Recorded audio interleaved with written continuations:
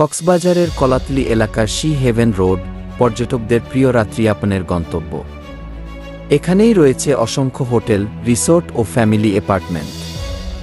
কিন্তু এই গুরুত্বপূর্ণ রোড আজ চরম অবহেলার শিকার।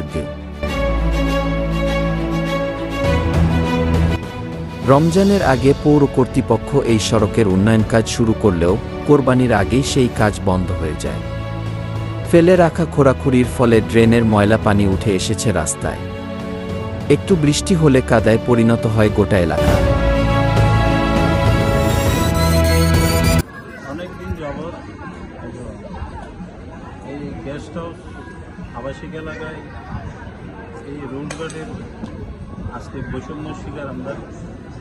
এখানে যারা ব্যবসায়ী আছে, গেস্ট হাউস মালিক যারা আছে, যারা ব্যবসা করে, এরা খুব কষ্টে দিনযাপন করতেছে। আমরা অটো ড্রাইভার, আমাদের এই রুটে ঢুকতে অনেক কষ্ট হয় পর্যটক নিয়ে।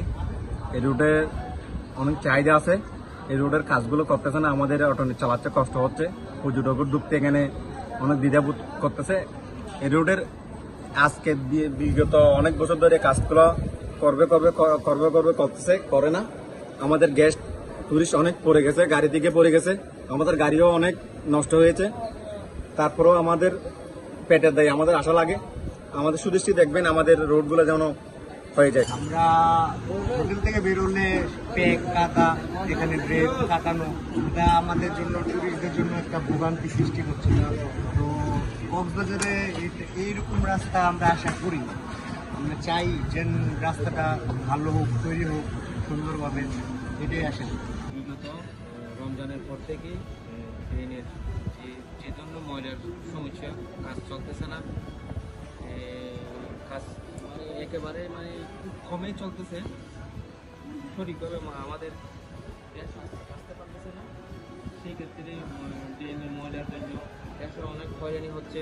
আর সবাই মেন রোডেই বেশি চলে যায়, আর আমাদের এখানে আসতে না।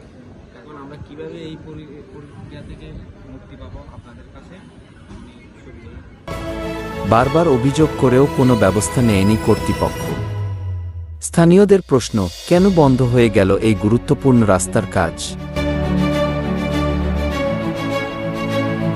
কক্সবাজারের কলাতলীর মতো পর্যটন কেন্দ্রের একটি প্রধান সড়কের এমন অবস্থা শুধু ভোগান্তিই নয়, পর্যটন ব্যবসার জন্য হুমকি। দ্রুত এই রোড মেরামতের দাবি জানাচ্ছে স্থানীয় ব্যবসায়ী ও বাসিন্দারা।